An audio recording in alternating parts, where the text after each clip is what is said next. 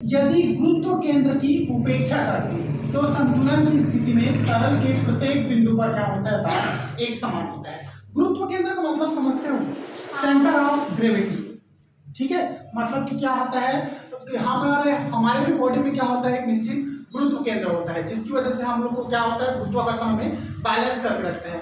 अगर उस गुरुत्व केंद्र को क्या करते हैं, हम लोग उपेक्षा करते हैं, मतलब कि ग्रेविटी के मान को क्या कर दिए, नेग्लेक्ट कर दिए, तब के कंडीशन में गुरुत्व केंद्र की उपेक्षा कर दे तो संतुलन की स्थिति में तरल के प्रत्येक बिंदु पर क्या होता है, का एक समान होता है। मतलब अगर यहाँ पर ध्यान देना, ऐसा ये मैं बीकर भरा हूँ, ये फनल है, नॉर्मल ऐसा बना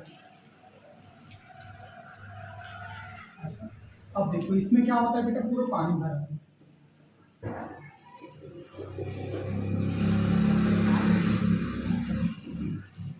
कुछ वाटर भरा हुआ है। अब देखो, अब मैं यहाँ से क्या करता हूँ, एक पिस्टन लगाता हूँ ऐसा, ठीक है। अब देखो इस पिस्टन से मैं क्या करता हूँ, इधर ऊपर से ऐसा प्रेशर अप्लाई करता हूँ, ठीक है। इधर भी एक पिस्टन लगाता हूँ,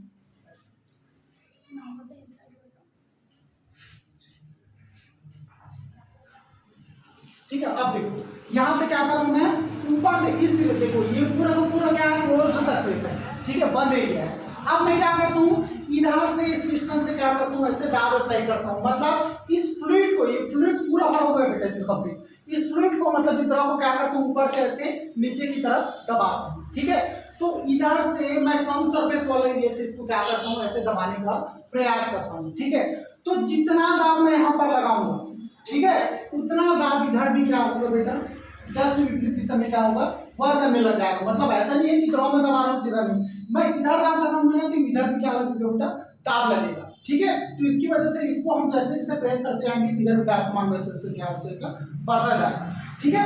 ऐसे भी केसेस में होता है कि यहाँ पर क्या होता है, कम सरफेस एरिया वाले में क्या करते हैं, कम दाब अप्लाई करते हैं, लेकिन इधर जाके हमको दाब का मान क्या होता है, बहुत ज्यादा मिलता है। यहाँ पर ऐसे केसेस कहाँ पे होता है, जैसे कि हाइड्रोलिक सिस्टम, ट्रैक्टर वगैरह देखे होंगे, ट्रैक्टर्स के पार्ट्स होते हैं, ब्रेक सिस्टम होता है, ब्रेक सिस्टम देखे होता है, क्लच में तार जो होते हैं, ये तार क्या करता है, जैसे ही आप ब्रेक मारते हो ना, ये क्या करता है बेटा, इस फ्लूइड में ऐसे दाब डालते हैं, ठीक है। फिर ये फ्लूइड ऐसे फ्लो होकर किधर जाता है बेटा, चक्के में कनेक्ट रहता है, चक्के के पास में, ठीक है। चक्के के पास में जो फ्लूइड कनेक्ट रहता है ना, ये क्या करता है, ऐसे ब्रेक शू से जुड़ा होता है, जिसे हम लोग बोलते हैं ब्रेक शू, ठीक है। ये क्या करता है, ब्रेक शू क्या करेगा, जैसे ही इधर दाब लगता है ना, ये फ्लूइड इसको प्रेशर देता है, तो फ्लूइड क्या करता है, ब्रेक शू को अपनी तरफ ऐसे खींचता है, यहाँ से कम दाब लगाते हैं, लेकिन ये फ्लूइड क्या करता है, उस दाब को बहुत ज्यादा भारी मात्रा में प्रेशर मतलब कि भेजता है चक्के के पास, तो ब्रेक शू को क्या करता है, एकदम अचानक से कंट्रोल करना शुरू कर देता है, और जैसे ही आप ब्रेक छोड़ते हैं, ठीक है, वापस क्या होता है, ब्रेक शू हट जाता है, दाब पूरी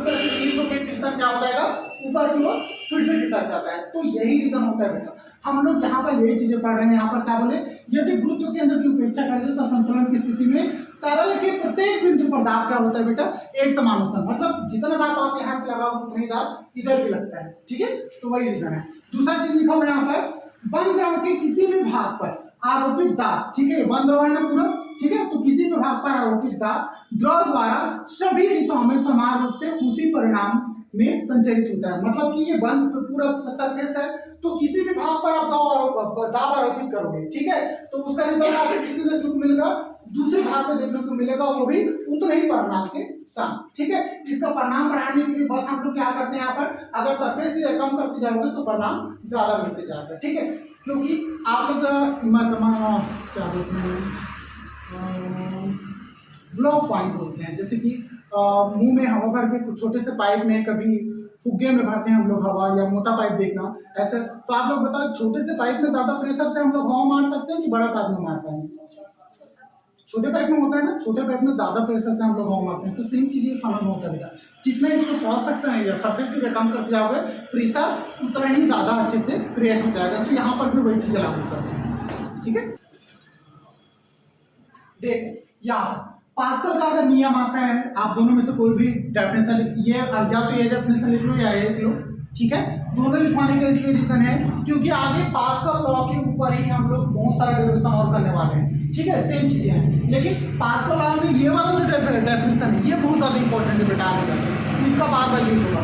यहाँ पर देखो, इसको याद कैसे करोगे, एकदम सिंपल तरीके यहाँ पे लिखा हुआ है, बंद द्रव के किसी भी भाग में, हमेशा याद रखना कोई भी बंद द्रव है, ठीक है, बंद चेंबर है, उसके किसी भी भाग में प्रेशर डालो, ठीक है, वो उतने ही परिणाम के साथ आपको दूसरे भाग में दिखाई देगा। यही कहता है पास्कल लॉ, यही लिखा है ना, ठीक है। बंद द्रव के किसी भी भाग पर आरोपित दाब द्रव द्वारा सभी दिशाओं में क्या होता है, समान रूप से उसी परिणाम में संचरित होता है। तो कोई भी बंद द्रव है उसमें आप अगर दाब लगाते हो, ठीक है, तो वो उसी परिणाम के साथ दूसरे भाग में भी क्या होता है, संचरित होता है। हाँ, बंद द्रव मतलब अभी दिखा क्लोज्ड सरफेस, दोनों तरफ से क्या होता है। अगर इधर वाले बंद द्रव में बता रहा हूँ, एक गुब्बारा देखो, गुब्बारा, उसमें कहीं पानी भरे ना, एक तरफ से दबाओगे गुब्बारा क्या होता है, दूसरी तरफ ऐसे फैलने लग जाता है। सेम चीजें यहाँ पर किसमें ये नहीं है, ये बंद द्रव की बात कर रहे हैं, ये दोनों के दोनों इसी का डेफिनेशन। यहाँ पे हम लोग किसकी बात कर रहे हैं, बेलन का है। यहाँ पे ध्यान दो, मैं दिखा देखो, यहाँ पे लिखा हुआ है, मान लो किसी पात्र में द्रव भरा हुआ है, ठीक है, ये पात्र दिख रहा है आपको, इसमें क्या होता है, द्रव भरा हुआ है, उसके अंदर O1 तथा O2 अक्ष वाले एक लंब वृत्तीय विभव की हम लोग क्या कर रहे हैं, कल्पना कर रहे हैं। यहाँ पर देखो, ये बेलन है जिसमें क्या है बेटा, O1 और O2 दोनों के दोनों अक्ष दिख रहे हैं। ये देखो अक्ष वाले इसलिए बोल रहे हैं क्योंकि ये क्या है, जो लाइन दिखा रहे हैं इसको दिखाता है सेंटर ऑफ एक्सिस, किस जाता है, क्यों जाता है। अच्छा इधर देखो, बेलन की इस तरफ जो मेन पॉइंट है अक्ष है, उसको मैं किससे दर्शा रहा हूँ, O1 से। बेलन के दूसरे साइड जो अक्ष है उसको मैं किससे दर्शा रहा हूँ, O2 से, ठीक है। यहाँ पे वही लिखा हुआ है, उसके अंदर O1 तथा O2 अक्ष वाले एक लंब वृत्तीय बेलन की कल्पना करें, जो बेलन आपको यहाँ पर दिख रहा है। वो O1 और O2 की जगह XY भी लिख सकते हो, कोई दिक्कत नहीं, कोई भी अक्ष है एक्स वाई भी लिखोगे तो भी कोई इशू नहीं। स्कूल में XY बताया तो कोई इशू नहीं है, जैसा भी समझो चलेगा। हम लोग शुरू से ना सेंटर ऑफ एक्सिस को ओ से दर्शाते आ रहे हैं, हम लोग जब से पढ़ रहे हैं तो हम लोग ओ से ही दर्शा रहे हैं, तो कोई इशू नहीं है, O1 O2 दर्शा दिया, ठीक है।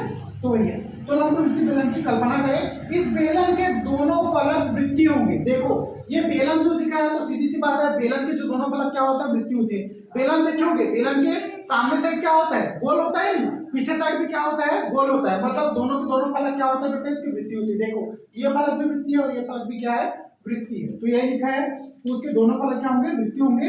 केंद्र O1 तथा O2 है, जिसकी केंद्र क्या है, यहाँ पर ये वाला किसका केंद्र क्या है, O1, और इसका केंद्र क्या है, O2, जो कि आपको यहाँ पर दिख रहा है, ठीक है।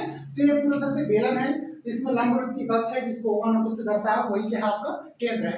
अब देखो O1 वाले भाग में लगने वाला बल किससे दर्शाएंगे हम लोग, F1 से, और O2 वाले भाग में लगने वाले बल को किससे दर्शा रहे हैं, F2 से, ठीक है। इसी बल को आप लोग बोलते हो प्रणोद, बोलते हो ना, ठीक है, बल का मतलब ही प्रणोद है, याद रखना। तब देखो तब की कंडीशन में क्या हो जाएगा, तब O1 केंद्र वाले फलक पर दाब, तो देखो यहाँ पर के जो लगने वाला दाब है उसको हम लोग पहले कैलकुलेट करेंगे। यहाँ पर दाब कितना लगेगा, तो दाब इस बटे कितना होता है, बल बटे क्षेत्रफल। दाब किससे दर्शाते हो, P से, ठीक है। अब O1 केंद्र में लग रहा ना दाब, O1 में लग रहा है, तो O1 में लग रहा है तो मैं इस दाब को किससे दर्शाऊंगा, P1 से, ठीक है। और यहाँ पर लगने वाले बल को किससे दर्शाऊंगा, F1 से, क्योंकि सब कुछ O1 P1 F1 है, तो इसको F1 से दर्शाना पड़ेगा, ठीक है। अब जो बच गया क्षेत्रफल उसको आप लोग A से ही दर्शा रहे हैं। क्यों A से ही दर्शा रहे हैं, बेलन का ये वाला जो हिस्सा है, इस वाले एरिया का क्षेत्रफल और इस वाले एरिया का क्षेत्रफल एक समान होता है, याद रखना। एक बेलन देखोगे तो दोनों साइड का क्षेत्रफल क्या होता है, एक समान होता है, बेलन का अलग अलग क्षेत्रफल नहीं होता है। इस वजह से क्षेत्रफल को हम लोग कॉमन A से ही दर्शाएंगे, ठीक है। तो P कितना हो गया, F1/A, मतलब P1 क्या है, दाब है, तो दाब इक्वल कितना हो गया, बल बटे क्षेत्रफल, या फिर प्रणोद बटे क्षेत्रफल, ठीक है। अब देखो यहाँ से मैं F1 का मान निकालूंगा, तो कैसे लिखूंगा, F1 = P1 लिख सकता हूँ। ये हो गया आपका समीकरण नंबर 1। सर मैं उसको डायरेक्ट लिख दी, मैं 9 को किसको, मैं उसको लिख लिखना चाहिए था ना। चलो नेक्स्ट बात करते हैं O2 केंद्र वाले फलक पर दाब। अब देखो O2 के लिए क्या हो जाएगा, यहाँ पर O2 ले रहे हो, यहाँ पे क्या ले रहे हैं, O1 के लिए क्या ले रहे हैं, P1, तो O2 के लिए क्या लेंगे, यहाँ P2 लूंगा नहीं, ठीक है। और यहाँ पे F1 लिए थे ना, नीचे में क्या लूंगा मैं, F2, ठीक है। अब क्षेत्रफल A2 लूंगा क्या, नीचे में A2 लूं कि नहीं लूं, A लूंगा। क्यों लूंगा, बेलन के दोनों तरफ का क्षेत्रफल क्या होता है बेटा, एक समान होता है। यहाँ पर नीचे में क्या लूंगा, A ही लूंगा। अब F2 कितना हो जाएगा, यहाँ पे P2A हो जाएगा नहीं, ये समीकरण नंबर आपका 2, ठीक है। तब लिख सकते हैं यहाँ पर चुटकी। चलो यहाँ पर ये हो गया, ये दोनों निकालिए ना, यहाँ से F1 निकालिए, यहाँ पर F2 निकालिए। अब मैंने अभी बताया था, यहाँ पर क्या बताया था बेटा, अभी थोड़ा देर पहले से डायग्राम बनाया था तो बताया था आप इधर से अगर कोई दाब लगाते हो तो उतनी मात्रा में क्या होता है दूसरी तरफ संचरित होता है। बताया था कि बताया था। इधर से आप क्या करते हो, अगर P1 लगाते हो, अगर इधर P2 है बेटा तो नीचे से यहाँ पर क्या हो जाएगा, उस वाले पिस्टन में नीचे से ऊपर की ओर क्या लगेगा, P2 लगेगा। मतलब जितना प्रेशर आप इधर से क्रिएट करते हो उतना ही प्रेशर दूसरी तरफ ऊपर की ओर लगेगा। ये अभी बना के बताया था ना। ठीक है, दोनों तरफ आप दाब दोगे तो द्रव का क्या होगा? दोनों तरफ नहीं बेटा, एक तरफ से इधर से देंगे तो वो इधर जाके लगेगा और इधर से अगर दोगे तो वो इधर आके लगेगा। देखो अगर इधर से दे रहे हैं मतलब हमको क्या कर रहे हैं, ऊपर से दबा रहे हैं। ठीक है, तो इस वाले पिस्टन में हमेशा नीचे से लगेगा ऊपर की ओर। ठीक है, कभी भी ऊपर से नीचे की ओर नहीं लगेगा। अगर इधर ऊपर से दोगे तो इधर क्या करेगा, नीचे से ऊपर की ओर उसको लिफ्ट करेगा। ठीक है, तो हमेशा द्रव पदार्थ ऐसे ही लगता है। ठीक है, तो ये चीजें हैं। तो यहाँ पर देखो, तो दोनों के दोनों जो दाब होते हैं बेटा ये क्या होते हैं, इक्वल होते हैं। मतलब इधर से जितना प्रेशर आप P1 में लगाओगे उधर से उधर जाकर क्या मिलेगा आपको, P2 उतनी ही मात्रा में मिलेगा। मतलब क्या हो गया, P1 कितना हो गया, P2। मतलब जितना प्रेशर आप इधर से लगाओगे उतना ही प्रेशर आपको क्या मिलेगा, उधर जाके मिलेगा। यही लिखो आप डेफिनेशन में। डेफिनेशन में क्या लिखो, बंद द्रव के किसी भी भाग पर आरोपित दाब द्रव द्वारा सभी दिशाओं में समान रूप से वितरित होता है या फिर संचरित होता है। मतलब जितना दाब आप फर्स्ट वाले पिस्टन में लगाओगे सेकंड वाले पिस्टन में आपको उतना ही दाब रिटर्न में मिलेगा। मतलब दोनों दाब क्या हो गए, एक दूसरे के बराबर हो गए। मतलब प्रेशर 1 कितना हो गया बेटा, प्रेशर 2। तो यहाँ पर जो लिखोगे, चूंकि द्रव संतुलन की स्थिति में है, संतुलन मतलब स्टेबल है, तब कितना हो जाएगा, F1 और F2 एक समान हो जाएंगे।